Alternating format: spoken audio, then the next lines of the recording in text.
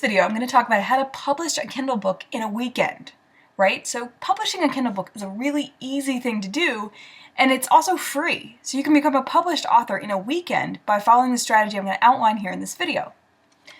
So first of all, why would you want to publish a Kindle book? So there's 5 good reasons to publish a Kindle book. You might publish it for royalties, for personal branding, for list building, or to use as a product gateway. Now for royalties, the chances of making big bucks with Kindle books is pretty slim. But if you do want to pursue this, there's a couple ways to approach it.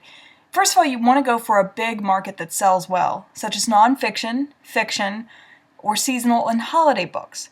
So when you go into these markets, these are markets that people typically are often buying books from. So health, weight loss, relationships, time management, or if you go into fiction, it would be fantasy, sci-fi, young adult books, or like seasonal and holiday books like Halloween costume making books, or Christmas recipes, or political books. Things like that sell pretty well in if you're going to go for the royalties. If you're going to do this, you're going to need to serialize your books, meaning you're going to need to have more than one book to really have the chance to make money at it. So they might buy your first book, and then they buy your second or third or fourth book in that series, and that's what really helps you to build your profits. But again, this is kind of a slow and often not profitable reason for just publishing a Kindle book.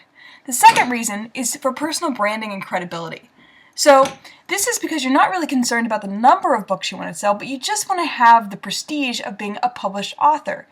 And if you select to publish your book in a category that's narrow, you can even claim the title of being a best-selling author when you show up in like the top 10 list of books that are selling for that category. So this is great for speakers and consultants. It's like the ultimate business card. And again, this is for credibility, not for money, so you don't really need to serialize. The third reason is to build a list.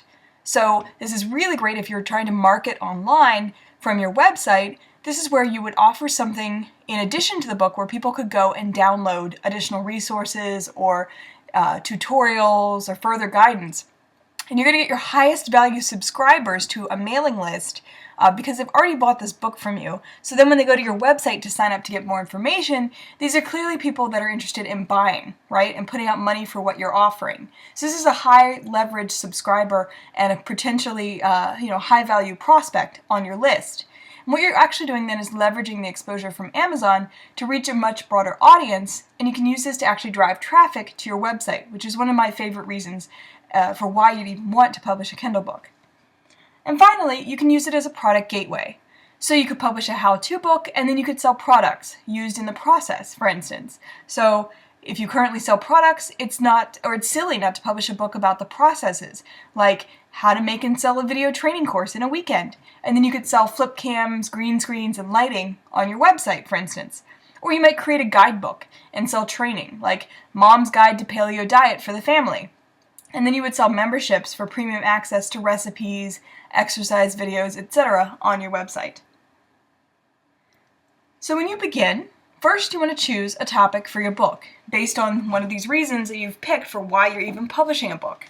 Now, shorter stories and shorter books work best on Kindle. So think that you'd rather have 5 80-page books versus 1 400-page book. So you want to keep this short, concise, to the point, juicy with a lot of great information, but not so much lengthy.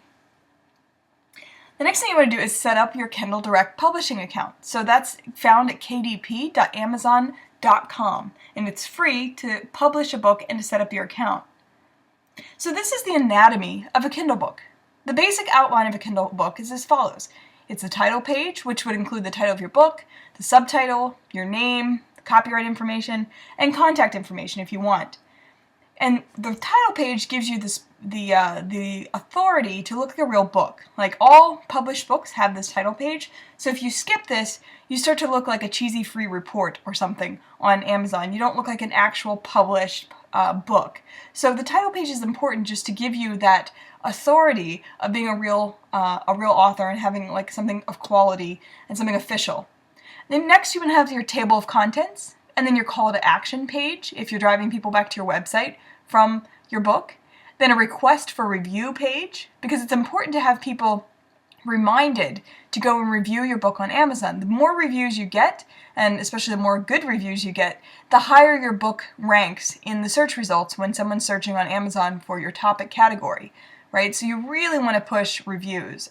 Give the book to your friends, ask them to leave a review, ask everyone you know to go buy your book and leave a review on Amazon.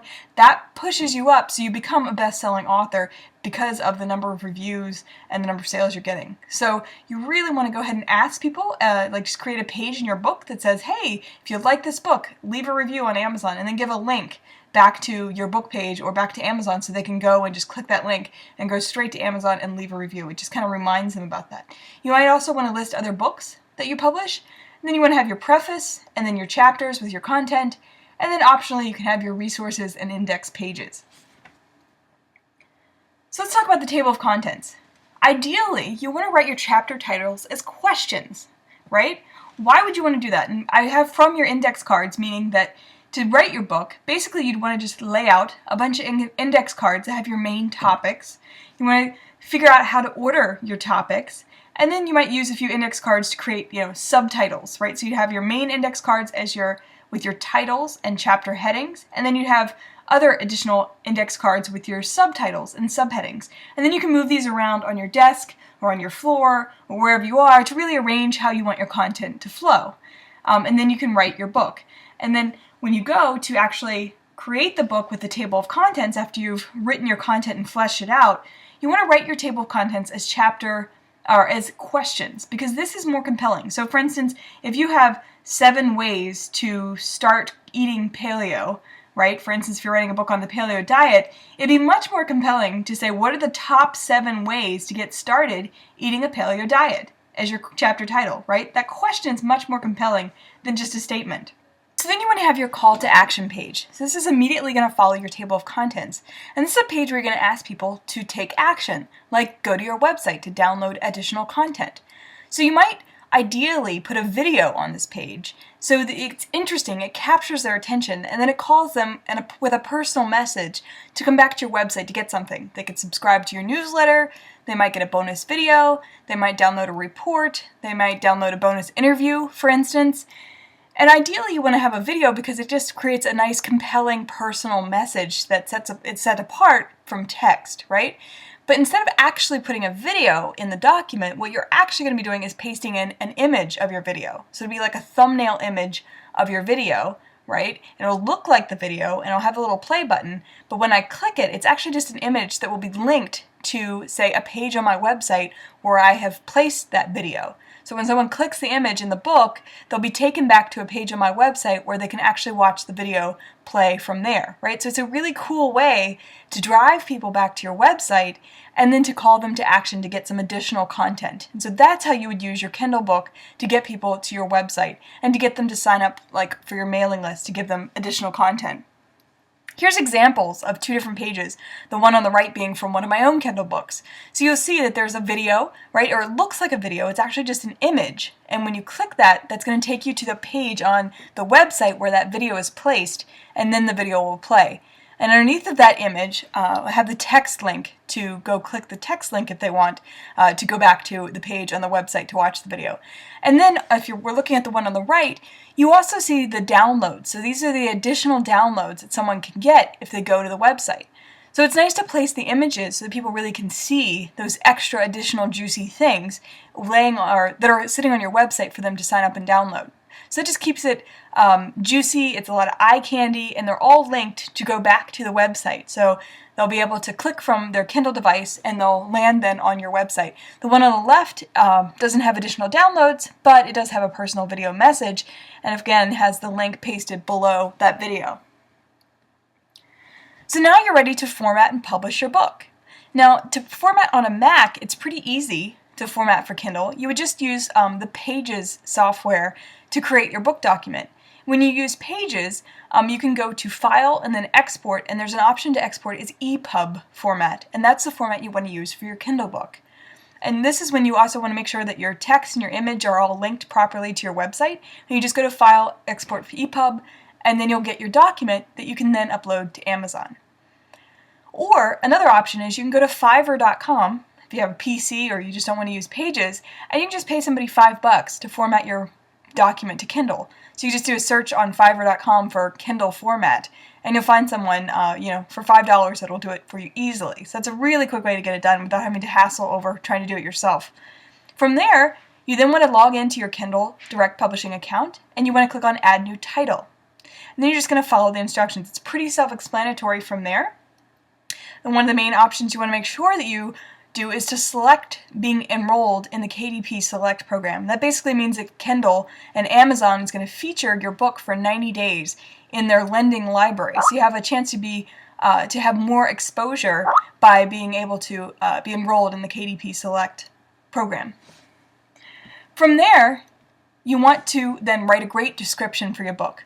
So you're going to use your primary keywords so that your description starts and ends with the keyword phrases you most want to rank for.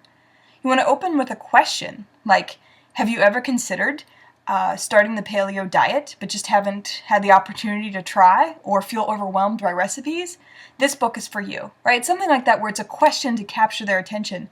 And then you want to have like a bulleted list of benefits, which could also be your table of contents that you might list out. And then ideally you would close with a review or testimonial for your book and your book description to really compel people and have the social proof that your book is awesome.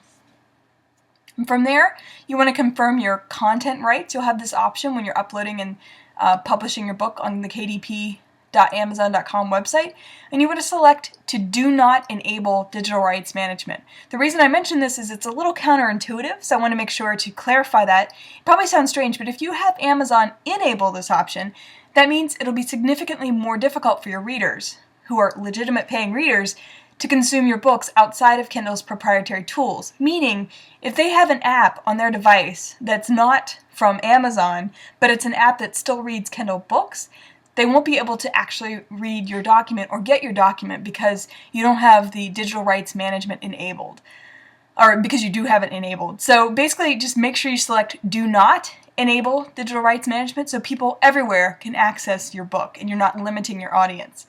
Then you just want to upload your cover image and your book file. You can get a cover image made on Fiverr.com. There's another great website called killercovers.com. You can get a cover image made, or you can make it yourself in Photoshop. You just make a JPEG image and upload it. And then you upload your book file, and then you want to select your pricing. So you can set it whatever you wish, 99 cents, $9.99, $6.99. Kindle books seem to often do best at $9.99 or less. Especially if it's like an 80-page book, you probably want to look at like $2.99 or $3.99 for your book. And then you want to select to allow lending. So this not only increases your readership, but you also get paid every time an Amazon Prime member borrows your book for free. So that's pretty awesome. You get paid even if someone's lending your book on Amazon. You wait about 24 hours and Amazon will approve it, and you did it. There's your Kindle book, uploaded and published as quickly as you can write one.